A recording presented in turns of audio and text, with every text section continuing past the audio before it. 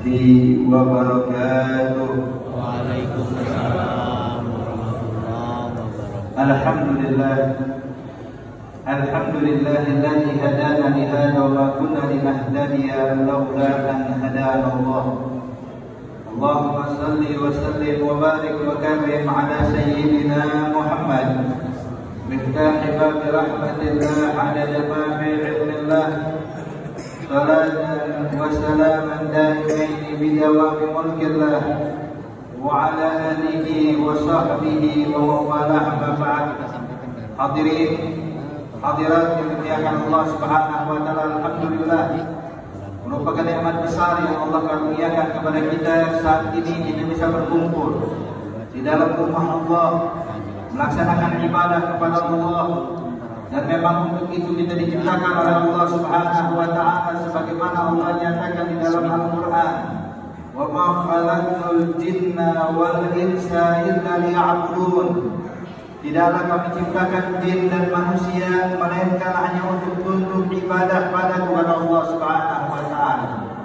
Jadi memang tugas kita Bapak Ibu sekalian di dalam kehidupan yang fana ini, kehidupan yang sementara ini, hanya untuk menghambakan diri kepada Allah Subhanahu wa taala. Sehingga Allah Subhanahu wa taala telah menjanjikan barang siapa yang beramal saleh, beramal taat di dalam kehidupan dunia yang singkat ini, maka Allah Subhanahu wa taala akan anugerahkan kepada dia berbagai macam nikmat, berbagai macam kebahagiaan, berbagai macam anugerah bagi mereka orang-orang yang mau menjalankan apa yang diperintahkan Allah dan meninggalkan semua yang dilarang oleh Allah Subhanahu wa taala. Sebagaimana ya ahbabul kiram, Allah Subhanahu wa taala menyatakan di dalam Al-Qur'an tentang perihal takwa. Allah nyatakan, "Wa may yattaqillaha yaj'al lahu makhrajan wa yarzuqhu min haitsu la yahtasib. Wa may yatawakkal 'ala Allahi fa huwa hasbuh. Innallaha balighu amrihi qad ja'ala Allahu li kulli syai'in qadir." Allah nyatakan sesungguhnya Allah Subhanahu wa taala menyatakan, "Wa may yattaqillah."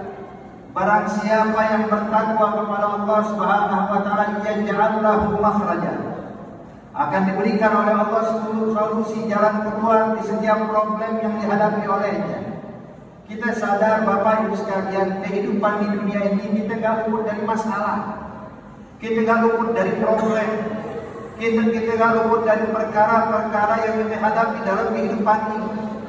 Baik masalah dalam ekonomi, masalah dalam keluarga, masalah sosial, masalah keamanan, masalah kesehatan, berbagai macam problem kita hadapi di dalam dunia ini hadirin. Dan memang dunia dinyatakan oleh Nabi Muhammad, "Innama hiya darul mihan." Dunia ini tempat ujian dari Allah. Jadi kalau ada orang berharap pengen bahagia terus di dalam dunia, ini cuma bermimpi hadirin. Ada orang pengen selesai dari problem, selesai dari solusi, gak mau kena masalah sama sekali, ya. Terus terang itu gak bakal kau dapatkan di dalam dunia itu, ada di akhirat di dalam surga Allah Subhanahu wa taala. Kalau di dalam surga gak ada masalah, betul. Di dalam surga gak ada yang namanya sakit, susah, betul hadirin. Tapi dalam kehidupan dunia pasti ada masalah. Sebagaimana pernah dikisahkan, ada satu orang raja. Ini raja memerintahkan satu orang ahli dalam bangunan. Kata raja, bangunkan tubuh istana yang begitu sempurna, yang tidak ada kurang dari segala sisi. Dari warnanya, dari bentuknya, dari penggunaan tempat dan lain-lainnya. Maka sang ahli ini pun memikirkan, akhirnya membangun istana yang begitu megah, yang begitu indah, yang begitu hebat hati. Ketika sudah terbangun, maka raja pun mengajak semua orang-orang untuk hadir ke istana tersebut untuk mengoreksi, untuk mengecek apakah ada kekurangan dari warnanya, dari bentuk dan dari penggunaan dan lain-lain. Subhanallah hadirin, ketika diajak semua orang mengatakan, "Ya raja, ini bangunan begitu sempurna, warnanya begitu sempurna, semuanya indah, tidak ada kurang sama sekali." Namun ada satu orang yang ikut hadir kali itu. Dia adalah orang yang saleh, ahli ilmu. Ketika hadir bersama raja, dia diperlihatkan semua bangunan yang begitu indah. Semua orang mengatakan tidak ada kurangnya, kecuali dia mengatakan, "Na'am ya raja, ada satu kekurangan. Ada satu cacat, ada satu aib. Dari bangunan yang megah ini ada satu kekurangan." Sang raja kaget dan semua yang hadir itu juga kaget. Pertama, ini orang alim, tahu ini cuma urusan agama. Tidak mengerti bangunan, tidak mengerti keindahan itu. Kau bisa mengatakan ada kurang dan ada cacatnya. Maka raja pun bertanya kepada dia, apa kekurangan dari bangunan ini? Dia bilang, ya raja, kekurangan satu. Apa? Pemiliknya gak abadi di dunia. Engkau bakal kembali kepada Allah. Engkau bakal meninggal. Engkau bakal wafat. Ini kekurangan. Rumah dibangun megah, hadirin, tapi kalau pemiliknya bakal meninggal, apa artinya? Dia menikmati cuma beberapa tahun di dalam kehidupannya, selebihnya akan diambil oleh ahli warisnya. Maka sang raja pun tertegun dan mengatakan, kalau sadaqah, benar ucapan. Tidak ada yang sempurna di dalam dunia. Bahkan dahulu, hadirin, ada satu orang yang diberikan oleh Allah anugerah yang besar, hartawan, namanya Ibnul Jarir.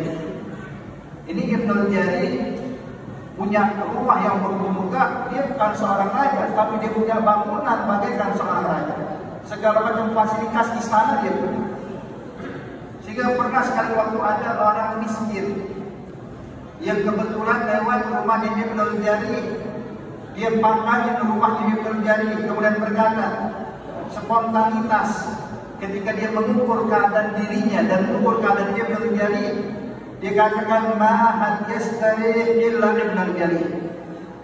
Gak ada orang yang paling nyaman hidup di dalam dunia, yang paling bahagia, melainkan cuma Ibnul Jarir doang.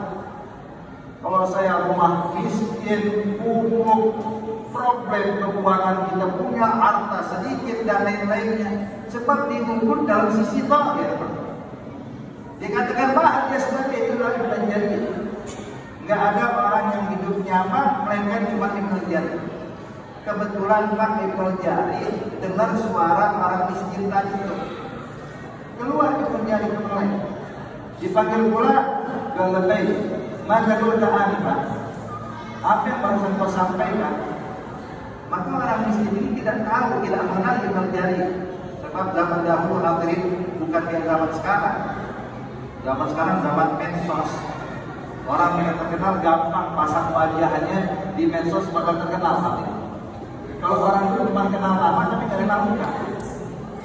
Kata Ibnul Jarir, maka kita anifan, apa yang kau ucapkan barusan? Dia bilang, kuntu ma'an yasbari ila Ibnul Jarir. Enggak ada orang yang hidup nyaman kecuali cuma Ibnul Jarir. Ibnul Jarir pun tersenyum. Memandang orang ini, dia bilang, "At-ta'rif man Ibnul Jarir?" Dia kenal dengan Ibnul Jarir. Bilanglah, "Kalau anak Ibnul Jarir." Maka berkenakan orang miskin ini. Dia bilang, "La alaikum ma'alaik." Gak apa-apa, ayo ikut saya masuk ke dalam rumah. Mumpung udah nyampe depan rumah, ayo kita masuk ke dalam. Masuk ke dalam rumah Ibnul Jarir. Begitu dia masuk, melihat pemandangan taman yang begitu indah, pohon-pohon yang begitu rindang. Masuk ke dalam rumahnya Ibnul Jarir, begitu megah dan mewah. Maka dipersilakan duduk oleh Ibnul Jarir. Duduklah sang fakir miskin. Kata Ibnul Jarir, sekarang sudah masuk waktunya makan siang. Jadi saya bakal ajak engkau makan siang hari ini. Dipanggil pembantunya. Pulang, tolong siapkan makan siang buat tamu. Sang pembantu sibuk hari ini, membentangkan sufrahnya, membentangkan makanan dengan berbagai macam warna. Buah-buahan yang daging, mungkin makanan yang paling mewah. Yang mana di orang miskin tidak pernah bisa makan segitu banyaknya hidangan yang begitu mewahnya hari ini. Ketika sudah dihidangkan, Ibnul Jarir bilang kepada tamu ini, "Tafadhal, silahkan dicicipi, silahkan dimakan." Maka sang tamu yang miskin ini pun merasa gak enak. Kenapa? Sebab kok cuma dia doang yang bisa menyantap makanan ini, belum jaringnya nyetok kali ini. Piring cuma disiapin satu. Kata pembantu, kata orang ini, ya Ibn Jari, kalau saya makan makanan ini, lalu mau makan apa? Kata Ibn Jari, mohon maaf, ini bukan makanan saya. Sama orang miskin katakan, subhanallah, makanan begitu mewah ini kalau bukan makanan dia. Maka dia cenderung itu makanan. Dia ambil buah-buahan, dia ambil lagi semua makanan dicicipi oleh dia. Sambil berpikir, kalau makanan yang begitu mewah seperti ini bukan makanan yang menjadi, terus makanan yang menjadi lebih mewah dari ini pasti. Dia pun menanti kapan datangnya makanan yang menjadi. Penasaran sama diri. Kalau yang dihidangkan daging ini dan itu, lalu bagaimana makanan yang menjadi? Gak lama pembantunya datang ambil. Soal satu piring berisi roti yang kering dan juga satu gelas air putih. Tidak. Maka menjadi pun mengambil roti yang kering, dicelupkan ke air, kemudian baru dimakan. Terkejut lagi. Kan dia bilang, Jari, kalau ini baru makanan saya. Dia bilang gini, Bang Jari, engkau punya harta yang begitu banyak, punya rumah yang mewah, kok makan cuma roti kering dan air? Kata Bang Jari, sebab saya punya penyakit, jadi saya dilarang dokter makan ini semua. Saya cuma dibolehkan makan roti kering dicelupkan ke air. Keluarga itu baru paham orang miskin, subhanallah. Itu bukan berarti orang punya harta banyak selamat dari masalah. Kemudian selesai dia makan, Pak, dia keluar dari rumah Ibn Jari, spontanitas teriak lagi mengatakan, la adjas dari hatta Ibn Jari. Dia bilang nggak ada orang yang hidup nyaman di dunia sampai Ibn Jari pun nggak nyaman hidup dalam dunia. Ada dunia. Apa yang kita mencari ini? Kebahagiaan yang hakiki bukan di dunia, tapi di akhirat kelak. Namun Allah Subhanahu wa Ta'ala yang menjadikan dunia ini darul mihad, tempat yang gak luput dari masalah dan problem, tapi Allah tidak lupa memberikan solusi buat kita. Apa solusinya? Solusinya adalah takwa pada Allah. Solusi dalam segala hal takwa pada Allah. Punya masalah ekonomi, kembali kepada Allah. Punya masalah keluarga, kembali kepada Allah. Punya masalah keamanan, kembali kepada Allah. Allah sudah janjikan dalam Al-Quran, wa may yattaqillaha yaj'al lahu makhraja. Orang yang bertakwa kepada Allah akan diberikan oleh Allah solusi jalan keluar. Hadirin, hadirat yang dimuliakan Allah. Bahkan sebahagian ulama kaum sholihin, mereka ketika membaca ini ayat, mereka pun berkata, demi Allah, bersumpah dengan nama Allah, kalau seandainya Allah turunkan musibah, bahkan musibah yang paling berat sekalipun, langit Allah runtuhkan menimpa bumi, saya jangan bakal khawatir, sebab saya berpegang teguh dengan ini ayat. Yang bertakwa pasti dapat solusi dari Allah. Makanya hadirin hadirat dimuliakan Allah Subhanahu wa Ta'ala. Ayo tingkatkan takwa, apalagi di bulan Ramadan, di bulan yang kita naik takwa. Allah akan nyatakan dalam Al-Quran, ya ayyuhalladzina amanu kutiba alaikumus syiyam kama kutiba alal ladzina min qablikum la'allakum tattaqun. Telah diwajibkan bagi kalian berpuasa sebagaimana umat-umat yang dahulu diwajibkan berpuasa. Untuk apa? Agar kita bisa meraih takwa pada Allah. Hadirin, tidak terasa ini sudah malam ke-8, terus berjalan.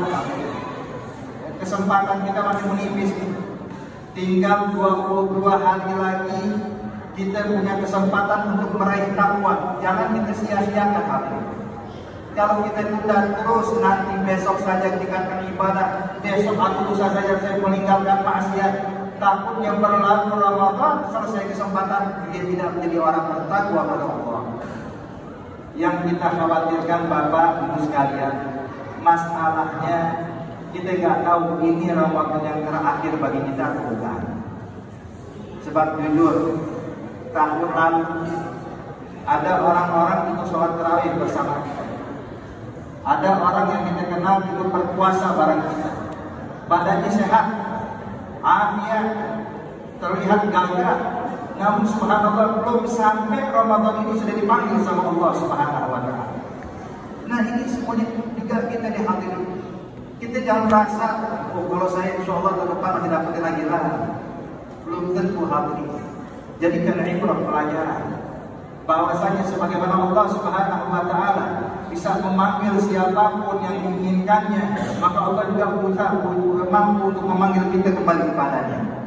Makanya ayo jadikan kesempatan ini, jadikan setiap waktu yang berjalan bulan Ramadan, anggap kesempatan kita makin menipis dan makin menipis untuk meraih takwa. Insya Allah Allah berikan taufik hidayah bagi kita semuanya, dan dijadikan kita kelompok orang-orang bertakwa di sisinya. Dan insya Allah Ramadan tahun ini jadi Ramadan yang terbaik buat kita, Ramadan yang bawa perubahan buat kita, Ramadan yang meningkatkan ketakwaan kita kepada Allah Subhanahu wa Ta'ala, sehingga setiap problem masalah Allah bakal berikan jalan keluar buat kita. Allah bakal turunkan rezeki yang berlimpah ruah yang penuh dengan keberkahan, dan Allah rubah keadaan kita yang tadinya jauh jadi orang yang dekat di sisi Allah. Amin ya rabbal alamin. Mungkin cuma ini saja hadirin yang bisa Al-Fakir sampaikan, lebih kurangnya Al-Fakir mohon maaf. Wabillahi taufiq wal hidayah.